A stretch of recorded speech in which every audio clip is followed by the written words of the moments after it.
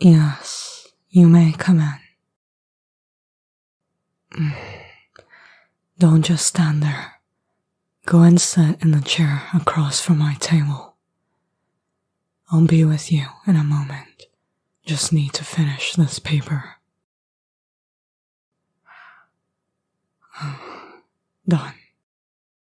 Now, do you have any idea why I called you here?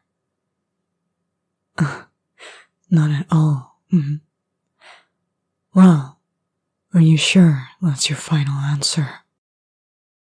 I won't allow you to change it afterwards.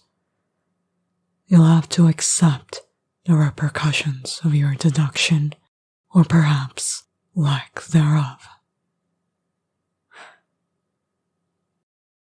So you will reconsider. Good. You may take a moment to think on it. I haven't imposed a time limit of any sort, so please, at your leisure.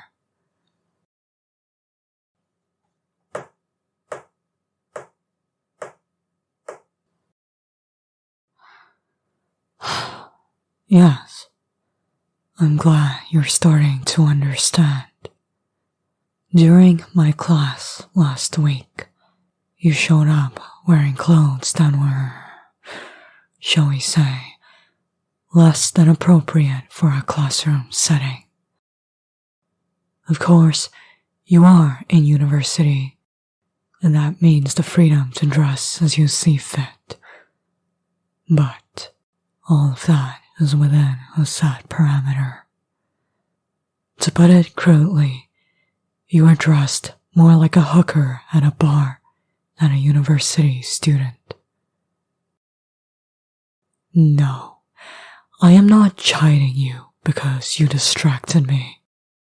Rather, you distracted everyone else sitting in the same row as you, and then some. Do you know how difficult it was to talk through all the noise that day? And today, you still have the nerve to show up to class wearing that low-cut skirt. What exactly are you trying to pull?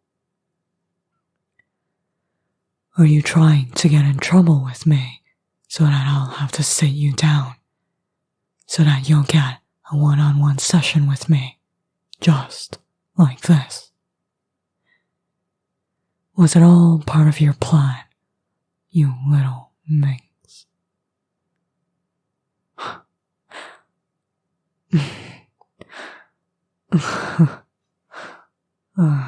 There's that sly smirk. I've caught you wearing that more than a few times. Oh, of course you didn't notice me watching. You're always so smug, thinking you know everything that's happening around you. It makes me sick just having you among my students. Some of the country's elite students all congregated in my classroom.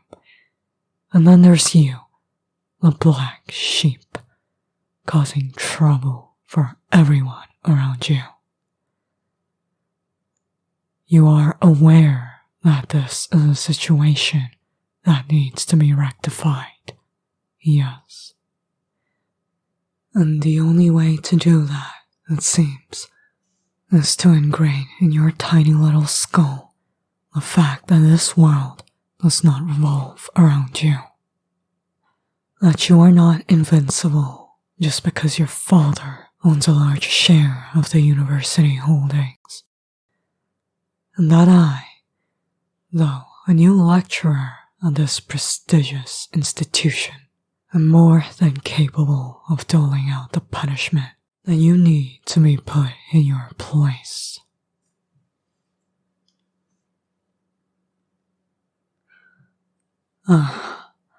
More words of fluff out of that filthy mouth of yours.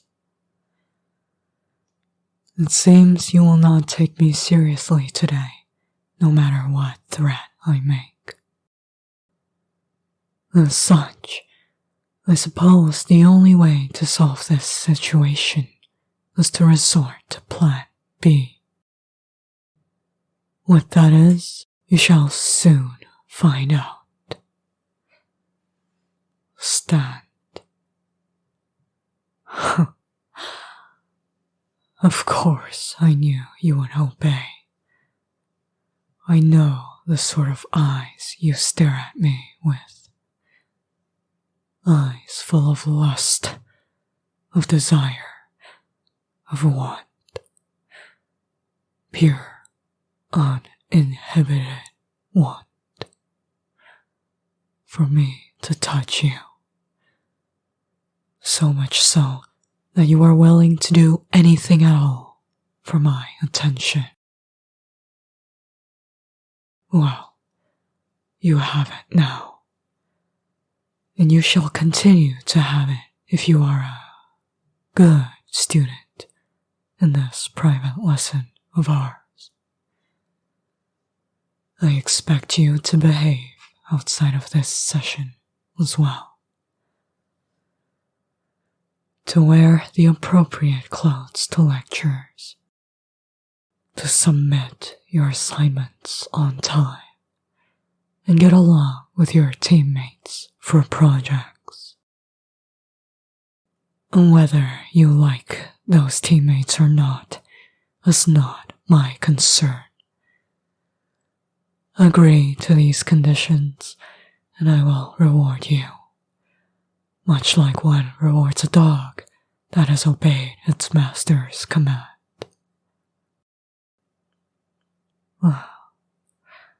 Good. Class is in session then. Go. Get on your knees.